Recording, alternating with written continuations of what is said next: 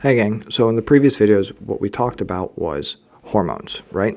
Kind of. What we did was we actually talked about hormonal release, how we can control hormonal release, how we can control the circulation of hormones through the blood, and by manipulating blood volume and different proteins inside the blood, we can actually control hormone concentrations. We also talked about how the hormone can exert its effects via different types of receptors. So we talked about how you can have a hormone receptor complex with steroid hormones, and they're actually able to diffuse through the membrane, bind to the hormone receptor on the inside of the cell, and then exert their effects on the DNA to serve like a long-lasting, slow-acting hormonal effect. We talked about how you can also use a second messenger system, such as the G protein and cyclic AMP or the phospholipase C systems.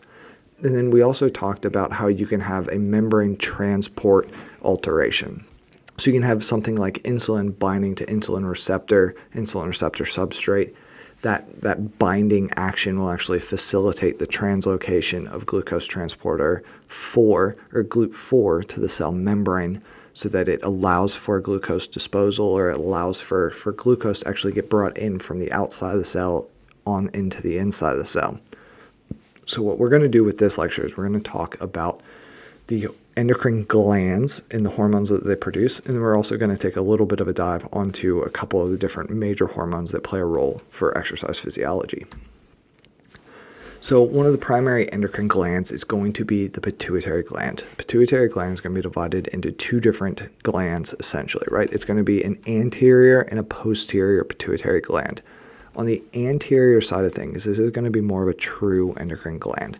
It's going to be highly capillary dense. There's going to be a lot of blood flow going through it, functioning truly as what would be an endocrine gland.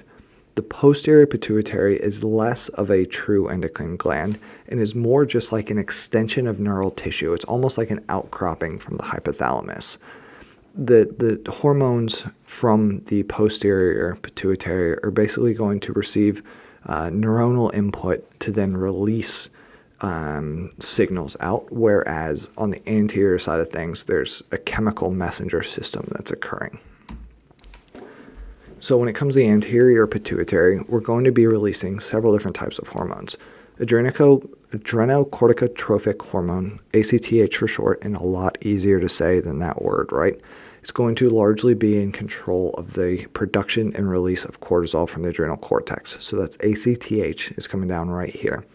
Another one that we're going to talk about a little bit is follicle stimulating hormone. It's going to have effects on the ovaries and on the testes.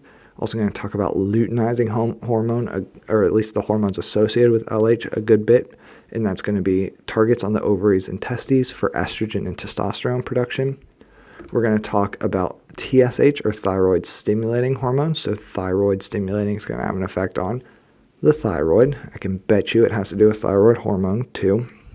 We're going to talk about growth hormone and the effects that it has on the body, on bone growth, muscle growth, metabolism, everything. And then we won't really talk about it too much, but prolactin is going to be used for stimulating breast milk productions. On the posterior side of things, we're going to have oxytocin and antidiuretic hormone as two of the primary hormones that are going to be released from here. Oxytocin is a potent stimulator for smooth muscle contraction. This is going to be involved during childbirth, so it's actually the primary driver of contractions to deliver a baby. And it's also the milk letdown, or the release of milk during breastfeeding. Additionally, from the posterior pituitary, we're going to release antidiuretic hormone, and that hormone does exactly what it sounds like it's going to do. It's going to control the diuretic effects inside of the body. So it's going to control the rate of water loss through the body. So how it does this is it favors reabsorption at the kidneys, and doing this helps kind of maintain our bodily fluids. This is going to be actually inhibited when you're drinking alcohol. That's one of the reasons for frequent urination whenever you're drinking high levels of alcohol.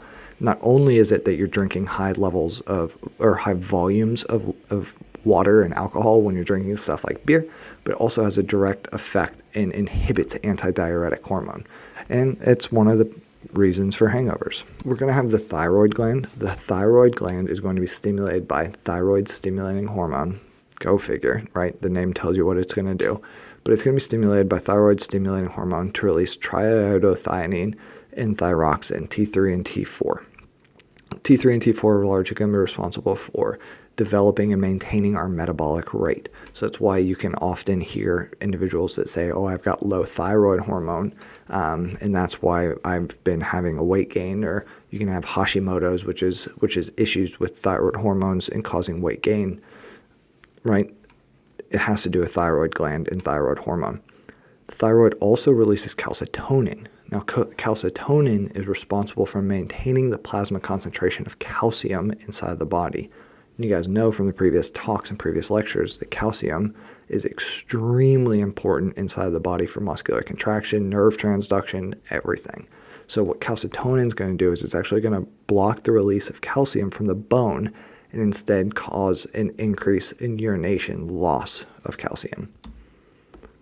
We're going to also have the parathyroid gland. So this is like 4 little dots that sit on the thyroid gland. And it's going to be responsible for stimulating the liberation of calcium from bones. So it's actually going to be increasing the concentration of calcium inside the body. And it's going to stimulate the kidney to actually convert vitamin D into the hormone that's associated with calcium absorption. So parathyroid is extremely, extremely important because it controls calcium, and it also controls how vitamin D is going to act inside of the body. We're also going to have adrenal glands. So what you can see is that the adrenal gland almost sits on the top of the kidney. Well, it kind of looks like Trump's hair right here, but it's going to sit on top of the kidney, almost like a little hat, right? And the adrenal gland is going to be divided into 2 primary sections. We're going to have adrenal cortex, which is this outer layer, and you're going to have an adrenal medulla on the inside of that adrenal gland. The adrenal medulla is going to be responsible for secreting our catecholamines, or our epinephrine and our norepinephrine, our adrenaline and noradrenaline. And then the adrenal cortex is going to be responsible for releasing mineralocorticoids, stress hormones, as well as glucocorticoids and sex steroids, certain sex steroids in very low amounts. So adrenal cortex is largely responsible for cortisol. So when it comes to exercise physiology, the adrenal medulla plays a huge, huge, huge role because it's going to be a part of the sympathetic nervous system, and it's going to control pretty much the release of epinephrine in gross majorities. And why does that matter? It matters because adrenaline, or epinephrine and norepinephrine, in the sympathetic nervous system is really going to drive how we're burning fuels during exercise and how we're burning fuels during the onset of exercise or prolonged exercise. Epinephrine is going to have a lot of targets on cardiorespiratory system, so it's going to stimulate the breathing rate that we have. It's going to control GI issues. It's going to stimulate and have effects on adipose tissue. It's going to play a role in blood pressure, which is going to increase the venous return back to the heart or adjust the venous return back to the heart so we can get more blood out. And it's also going to play a huge role in the liberation of glucose from glycogen and how we're using glucose throughout the body. It does this by binding, as epinephrine and norepinephrine bind to different types of receptors. So they're going to bind to adrenergic receptors, or alpha and beta adrenergic receptors. And these alpha and beta adrenergic receptors are going to generate responses based on the directionality of the hormone signal. So whether or not it's telling it to increase the production or decrease the production, but it's also going to depend on whether or not epinephrine or norepinephrine are involved themselves. The adrenal cortex is going to be responsible for releasing mineralocorticoids as well as cortisol. And one of the primary mineralocorticoids that we're going to talk about is going to be aldosterone. Aldosterone is responsible and plays a role in blood pressure and increasing blood pressure. In essence, what happens is that you have a fall in blood pressure that's noticed at the kidneys, and this fall in blood pressure stimulates the kidney to create an enzyme called renin. Renin is responsible for converting angiotensinogen to angiotensin 1. Angiotensin 1 is converted to angiotensin 2 via angiotensin converting enzyme. And you get an increase in aldosterone release downstream of this. And what happens is that it eventually causes a reabsorption of sodium at the kidney level and increases blood pressure. The book does a very good job of explaining how all this works and the relevance to exercise. And because of the book doing such a good job, I want you guys to read that section deeply. Cortisol is going to be one of our primary stress hormones. This is our long-term stress hormone, and it's a little bit slower acting than something like epinephrine or norepinephrine. And what cortisol is really going to be responsible for is controlling metabolism and what we're using for fueling. It's going to have a couple of other effects on the body, but largely it's going to be controlling our energy supply. So it's going to control the breakdown of protein tissue. It's going to control the release of free fatty acids from adipose tissue. It's going to stimulate gluconeogenesis, which is the production of sugar or glucose from non-glucose foodstuffs. And it's also going to block the entry of glucose into the tissue. So what it's doing is it's actually serving to preserve our blood glucose levels inside of the body. And this is going to be controlled at the hypothalamic level by ACTH rather than trying to say adrenocorticotropic hormone. It's controlled by ACTH. One of the primary things or primary responses to which we have cortisol is going to be stress. So if you look here, this is something called the General Adaptation Syndrome, or GAS. And what this was invented by, or developed, or kind of discovered, if you will, by Hans Selye. And what I noticed is that in response to stress, you're going to have an initial shock phase, and then you're going to have a resistance stage to that shock, right? So something shocks your system, and then your body responds to that shock, responds to that stress in a stage of resistance. And it's during this stage of resistance that your body's going to begin releasing cortisol in response to the stress. Once your body eventually gets tired of fighting that stress, you're going to enter something called stage 3, which is an exhaustion phase, as eventually you end up coming all the way down into this exhaustion phase. And so cortisol is one of the primary components of general adaptation syndrome. The pancreas is another one of the most important endocrine glands in our body. It does a ton, right? So if you look at the bottom of the slide, you can see that the alpha cells release glucagon, and glucagon, the hormone, is going to be released to stimulate glucose production because it's released during glucose gone or low glucose situations. The beta cells in the pancreas are going to be responsible for releasing insulin, and it's going to be released in high glucose situations. So insulin and glucagon are almost inverse of each other, if you will. Glucagon's released in low glucose situations. Insulin's released in high glucose situations. And insulin, like we talked about in the last video, is responsible for stimulating the glucose uptake at cell levels by translocating the GLUT4, the GLUT4 transport proteins. And then the delta cells of the pancreas are going to release somatostatin, which is going to control growth hormone release. So insulin is one of the most important hormones that you're ever going to learn about, and it's extremely important for exercise physiology as well as 3305 or nutrition. So insulin is responsible for stimulating the uptake of glucose at the cell level or at the tissue level. So insulin is actually the primary mediator of type 1, type 2 diabetes. And realistically what it is diabetes is a inability to put glucose into cells. And so when that happens, you have a buildup of glucose inside of the bloodstream, or you have hypoglycemic, extremely low glucose events. So in a normal healthy liver, or in a normal healthy pancreas, you're going to produce insulin in response to high glucose levels. You're then going to bind insulin receptor substrate. Insulin receptor substrate is going to activate the glucose transporters. Glucose transporters are going to facilitate the uptake of glucose into the cell. In an individual with type 2 diabetes, that insulin receptor is not receptive to the signal from insulin. It's not sensitive to the signal from insulin. So when insulin is released, it doesn't work. In an individual with type 1 diabetes, the pancreas just doesn't produce insulin, right? So it's a very dangerous thing because you can have extremely high blood sugars as a result of a lack of insulin.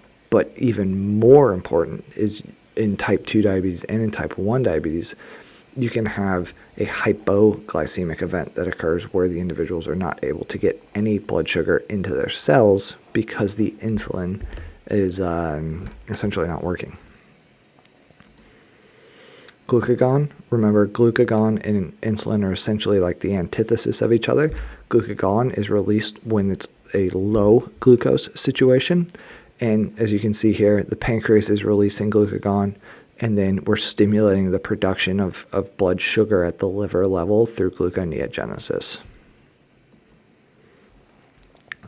Testosterone, right? So testosterone is one of the most important anabolic and androgenic hormones that our body produces. It's produced in the testes in men and in the ovaries in some small amounts in women, but it's also produced at the adrenal level as well in very small amounts. It's going to be released from the interstitial cells inside of the testes, and that release is going to be regulated by luteinizing hormone. T is a really cool hormone because essentially we can manipulate T levels based on the type of exercise activity that we're doing, and we can manipulate T based on how heavy we're lifting versus how long we're running. And essentially what T is responsible for is increasing protein synthesis or increasing anabolism or increasing muscle growth and protein growth.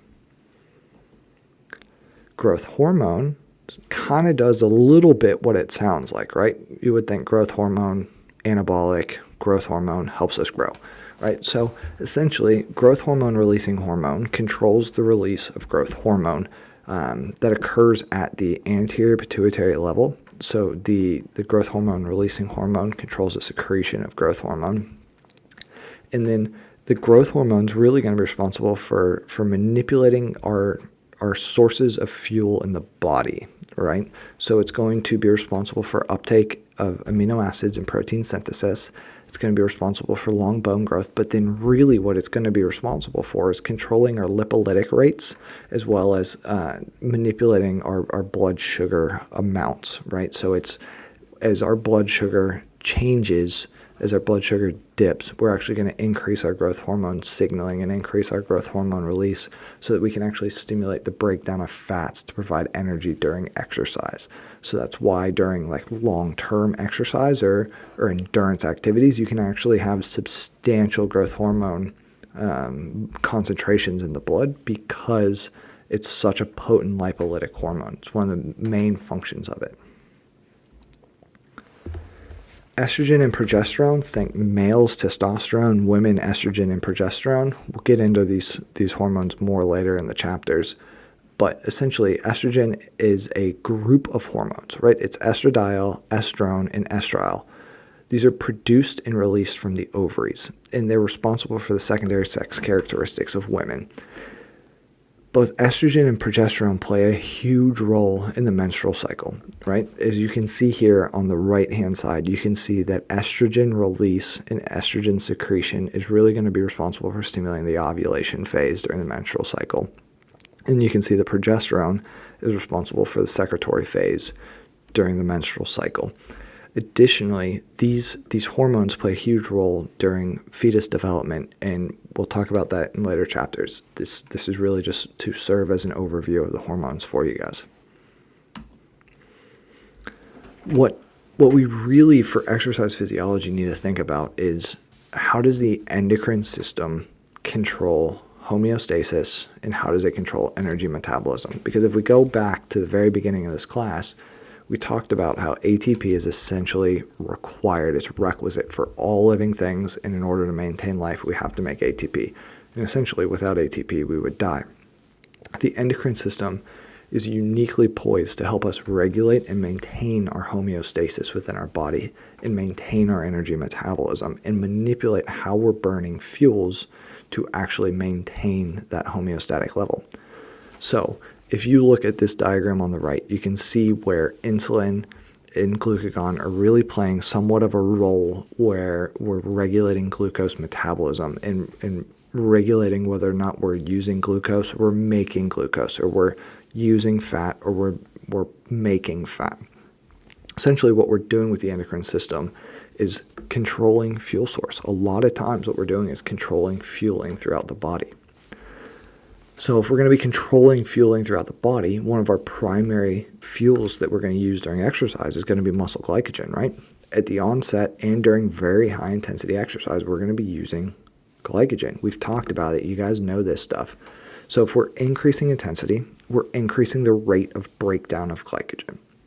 And this rate of glycogen breakdown is largely controlled by epinephrine via cyclic AMP and beta-adrenergic receptors. So cyclic AMP, we know that it's a G protein mediated second messenger system because we talked about it a couple videos ago. And now we know that epinephrine is going to operate via that second messenger system to stimulate glycogenolysis or glycogen breakdown. So the higher the intensity of exercise, the more stress it's going to put on our body, the more that we have to get away from the tiger, the higher the epinephrine release, the higher the glycogen breakdown rate is going to be. So the higher the rate of production of glucose from glycogen is going to be. So something else that I want you guys to pay attention to over here on the right-hand side is all of these plus arrows are saying that it stimulates, right? So exercise itself stimulates epinephrine. It stimulates the release of epinephrine. Exercise is serving as a stressor for us. That stressor causes an increase in epinephrine release. That epinephrine release is going to increase gluconeogenesis. It's also going to increase muscle glycogenolysis. So we're going to increase muscle glycogen breakdown. And then we're also going to stimulate lipolytic effects. So we're going to be trying to mobilize fuel as much as we possibly can with epinephrine. And why? Why would we be doing that? If you think about it, epinephrine is our major acute stress hormone. And it's released in our fight or flight system. If a lion comes running through the door, I'm looking that way because there's a door right there. If a lion comes running into our door, epinephrine's going to kick in. Our hormones are going to be released because we're going to have to get away from that lion or that bear fast, and we're going to need the fuel to maintain our runaway. Or I guess if you want to throw fists with a bear or a lion, you're more than welcome to. But it's going to fuel that as well. One of the primary things that we're going to be trying to do when we're exercising is stabilize our blood glucose, because essentially if blood glucose goes too low, then we don't have immediate energy sources. We don't have a way to make ATP, and if we don't make ATP, then we're going to die. Realistically, our body likes a very narrow range of blood sugar in our system. So if that blood sugar gets too low, it's not a good thing. So we're actually going to use hormones to kind of control our blood glucose homeostasis. An essential concept in this homeostasis, this moderation of a set point, if you will, for blood sugar is going to be sparing blood sugar. And how are we going to spare blood sugar? If we know that our blood concentration levels of something directly influence the entry into a cell, or we know that the higher the concentration, the more likely it is to go into someplace with low concentration, how are we going to manipulate that? How are we going to control blood sugar levels? Well, one way, we're going to mobilize liver glycogen. So we're going to actually increase blood sugar by putting glycogen and breaking glycogen into sugar and putting that into the blood. We're going to mobilize free fatty acids, and we're going to try to put more fat into the system so that our body can try to use more fat. We're going to make carbohydrates from amino acids, lactate and glycerol, right? So remember, lactate's not a dead end molecule. And then we're also going to really try to exert anti-insulin effects. We're going to try to exert these blocking effects to minimize the glucose uptake at the cell level. So if we're thinking, what are the hormones associated with blood glucose homeostasis? We're going to have slow acting and we're going to have faster acting hormones.